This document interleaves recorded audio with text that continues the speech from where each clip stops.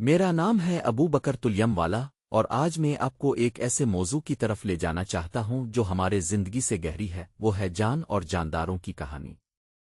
جب ہم بچے تھے تو ہم نے اپنے ارد گرد کے جانداروں کو دیکھا ہوگا، چاہے وہ درخت ہوں، جانور ہوں یا پرندے ہوں۔ ہم نے ان کی حرکات و سکنات کو دیکھا ہوگا اور سوچا ہوگا کہ وہ کیسے زندہ ہیں اور ہم کیسے ان کے ساتھ تعلق رکھتے ہیں۔ لیکن کیا آپ نے کبھی سوچا ہے کہ یہ سارا نظام کیسے کام کرتا ہے؟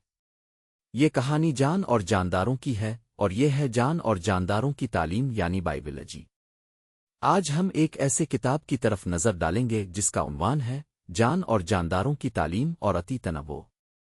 یہ کتاب ہمارے لیے ایک ایسی دنیا کا دروازہ کھولتی ہے جو ہمارے ارد گرد موجود ہے، لیکن جسے ہم اکثر نظر انداز کر دیتے ہیں۔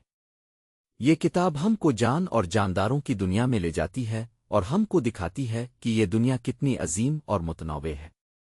جب میں نے یہ کتاب پڑھی تو مجھے ایک دلچسپ کہانی ملی۔ یہ کہانی ہے ایک چھوٹے سے پودے کی جس نے اپنے ارد گرد کے ماحول میں اپنی جگہ بنائی اور پھر وہاں سے شروعات کی۔ یہ پودا دوسرے پودوں اور جانوروں کے ساتھ تعلق استوار کرتا ہے اور پھر ایک پورا ایکو سسٹم بناتا ہے۔ یہ کہانی ہمیں دکھاتی ہے کہ کس طرح ہم جاندار ایک دوسرے کے ساتھ منسلک ہیں اور کس طرح ہم ایک دوسرے پر منحصر ہیں۔ اب میں آپ کو 3 اہم سبق بتانا چاہتا ہوں جو میں نے اس کتاب سے سیکھے ہیں۔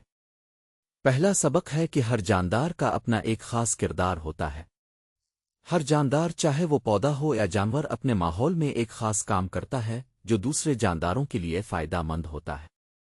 یہ ہمیں دکھاتا ہے کہ ہر جاندار کی اپنی ایک خاص اہمیت ہے اور ہم سب ایک دوسرے کے ساتھ تعلق رکھتے ہیں۔ دوسرا سبق ہے کہ جانداروں کی زندگی میں تنوع بہت اہم ہے۔ ہم دیکھتے ہیں کہ ہر جاندار کی اپنی ایک خاص خصوصیت ہوتی ہے، چاہے وہ شکل ہو، رنگ ہو، آنت ہو۔ یہ تنوع ہمیں دکھاتا ہے کہ کس طرح ہر جاندار اپنے ماحول میں ایک خاص جگہ بناتا ہے اور کس طرح وہ دوسرے جانداروں کے ساتھ تعلق استوار کرتا ہے۔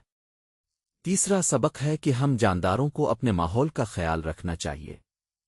ہم دیکھتے ہیں کہ ہر جاندار اپنے ماحول سے منسلک ہوتا ہے اور ہم کو چاہیے کہ ہم اپنے ماحول کا خیال رکھیں تاکہ ہم جانداروں کی زندگی کو بچا سکیں۔ یہ ہمیں دکھاتا ہے کہ کس طرح ہم اپنے ماحول کو بچا سکتے ہیں اور کس طرح ہم جانداروں کے ساتھ تعلق استوار کر سکتے ہیں۔ آج کی کہانی کا اختتام ہوتے ہوئے میں آپ کو ایک سوال پوچھنا چاہتا ہوں۔ کیا آپ نے کبھی سوچا ہے کہ آپ کا اپنا ماحول کے ساتھ کیا تعلق ہے؟